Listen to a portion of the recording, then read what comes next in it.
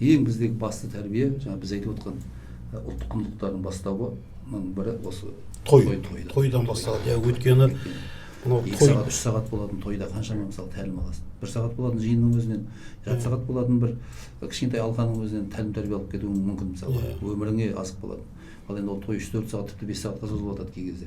Ал сонда бір әйтеуір сен өміріңе мән беретін бір мынау көкірегіңе бір кішкентай болса да жарық сәуле түсіретін бір нәрсе естіп қайтуың керек қой, көріп қайтуың керек. Осылай екен ғой.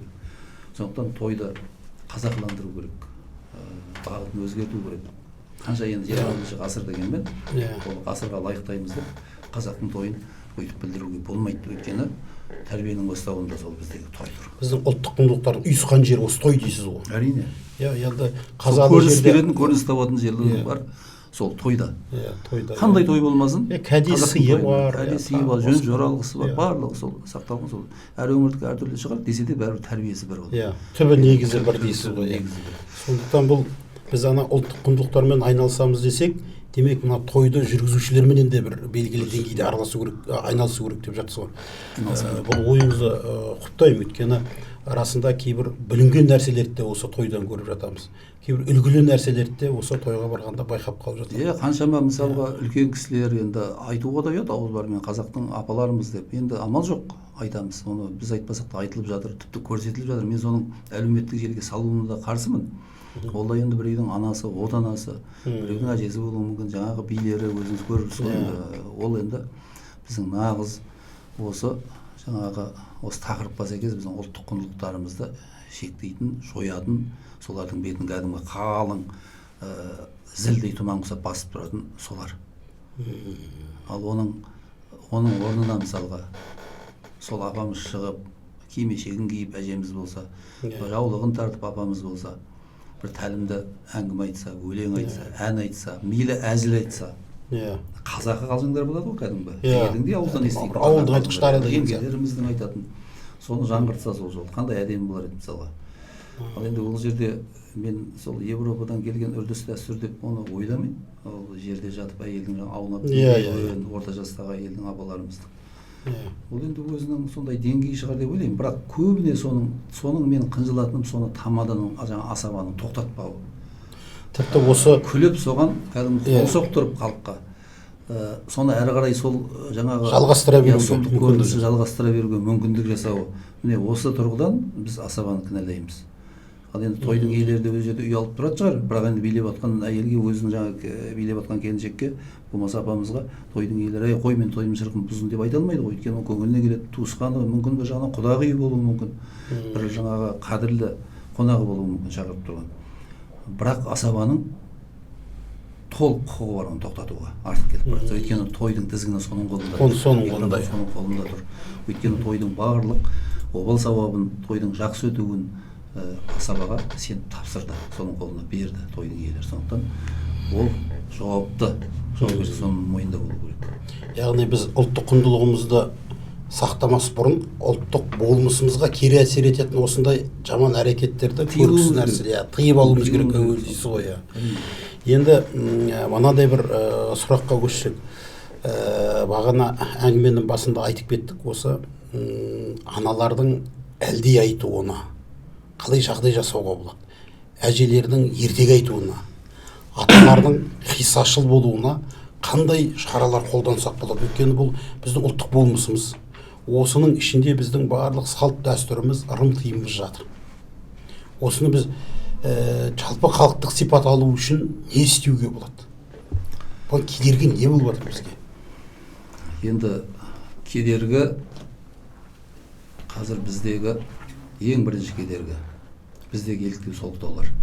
Әсіресе жастардың еліктеу солықтаулар. Бірақ бір қуанатын нәрсе бар. Мен осы бұрынғы, осыдан 20 жыл бұрынғы Наурыз мерекесі мен қазіргі Наурыз мерекесінің өтуінде айырмашылық бар.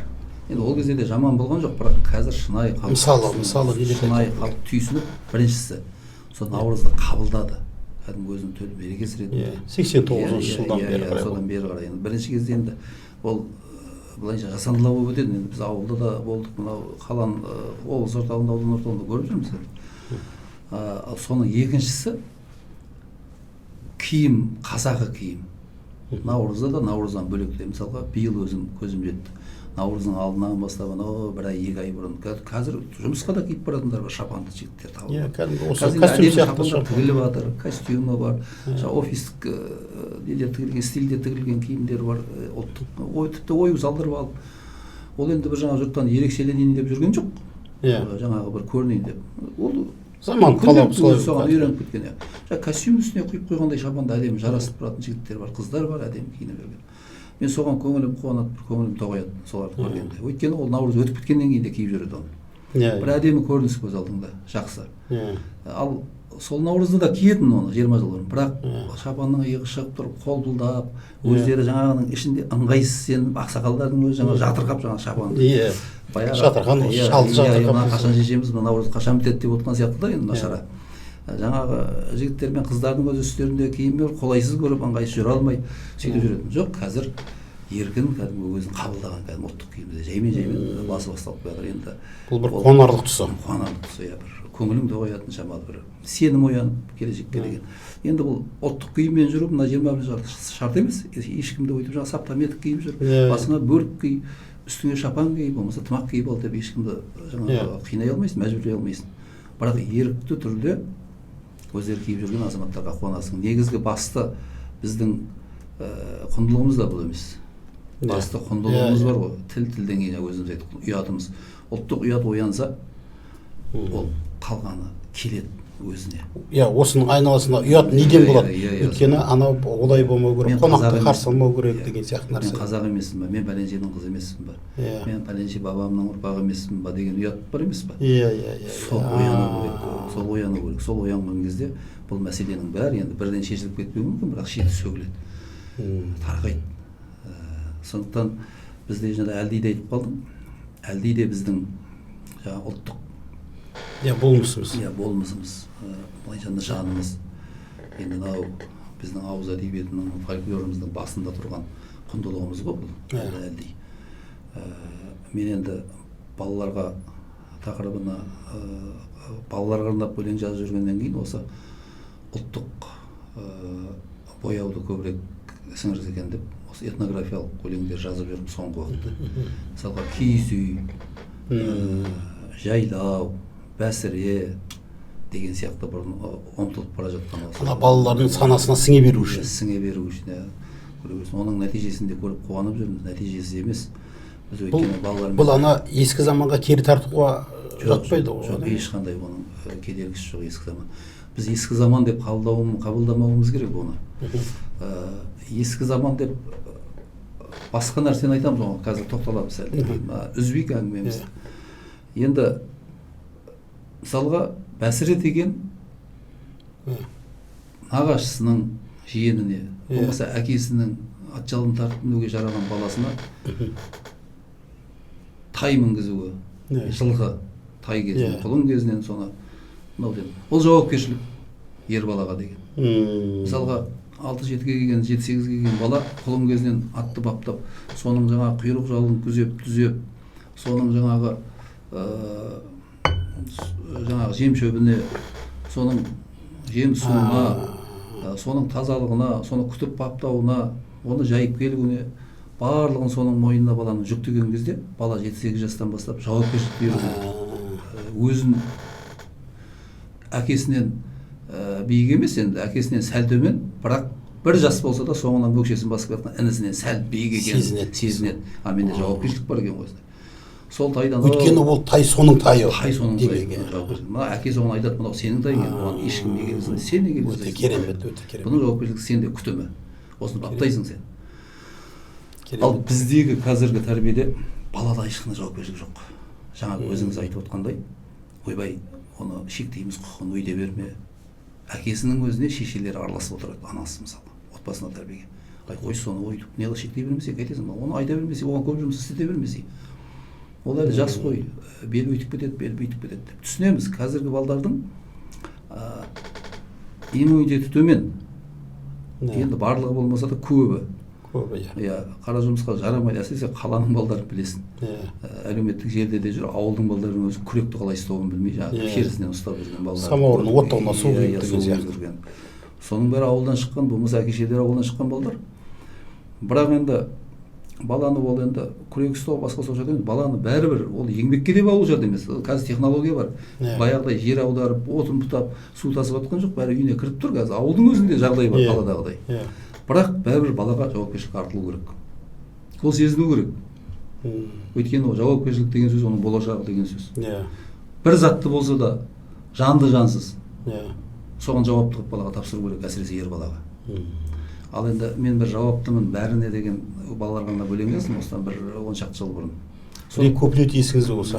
Енді куплеттер есімде қалмапты, бірақ орманды сақтауда, шөлді сақтауда, даламды сақтау, елімді сақтау барлығы мен жауаптымын өзіме. Орманы өртенсе де жауаптымын. Көлім құрғап қалса да мен жауаптымын. Шөлге айналса да мен жауаптымын, далам. Гүл шықпай қалса да мен жауаптымын деген. Ол кішкентай балаларға арналған.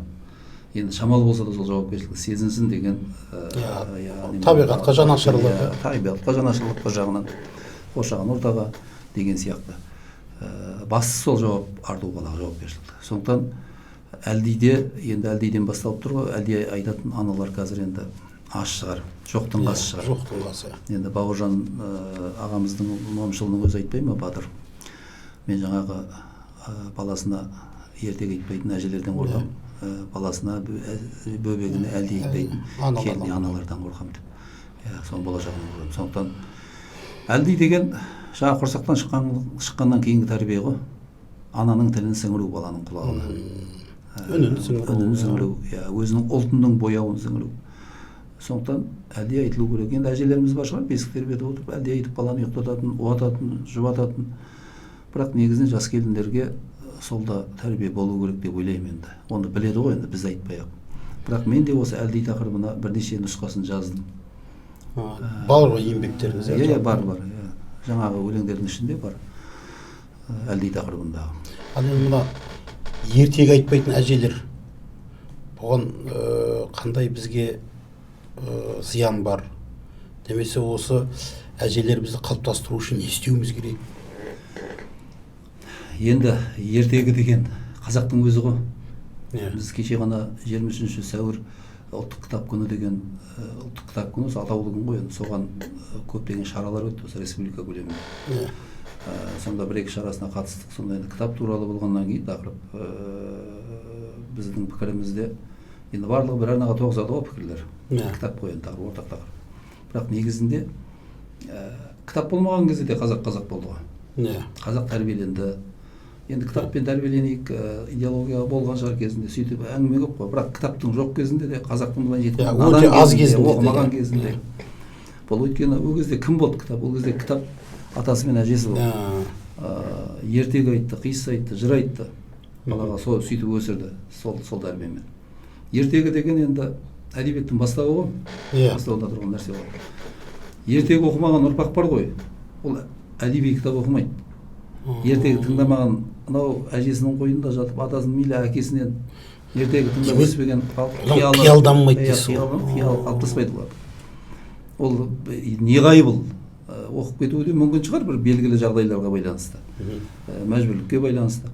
Бірақ негізінен ертегі тыңдап өспеген бала ата-әжесінің қойнынан ол әдеби кітапты қолына алып екіталай. Сондықтан бізде ертегі деген тәрбие ғой. Баланы жауынгерлікке, ер баланы, қыз баланы ұяңдыққа, ибалылыққа тәрбиелейтін. Мысалға, Мұхтар Шахановтың отырардың күйреуі деген несінде 6 ай бойы отырарда алмай жаңағы Шағатай. Сонда Шыңғыс ханның айтатыны бар ғой. Жаңағы мен саған ұлық жылы Үктайдың тойында оңашалап ертек айтқам, өзіңе сол ертекті неге алмадың пайым бар дейді. Жаңағы оқ өтпейтін алып батыр жайында оңашалап ертек айтқам өзіңе дейді. 9 жасында айтып тұрды. Сонда ол ертегі арқылы Шыңғыс ханның өзі балаларын жауынгерлікке яғни ертек тыңдаған баланың қиялы дамиды. Қиялы дамыған баланың жоспар пайда болады. Жоспары кеңейеді, тереңдейді бала. Жоспары дамығаннан кейін ол нақты қадамдар жасайды дейсіз ғой. Өйткені оның ұлты қазақ, әкесінің ұлты қазақ. Енді ол орыстың ертегісін айтпайды ғой балаға. Ата-бабасынан келе жатқан ертегін айтады. Сондықтан баланың миында уже басында кейіпкерлер пайда бола бастайды. Соны өзінің орнына қояды. Біреуі мықты, біреуі жеңімпаз, біреуі жеңілген кейіпкерлер. Біреу әділ, біреу әділет, арамдық жолдағы. Сондықтан бала қайсысын таңдайды? Әрине арам болмайды ғой, адал, жақсысына қарай ұмтылады ғой. жақсылық түбінде жеңеді дегенді жеңеді не де болады, иә, сенімде әділдік болады. жеңеді. Сол сияқты баланың қиялы солай дамиды ғой, енді ол жақсы болғысы келеді әр балада.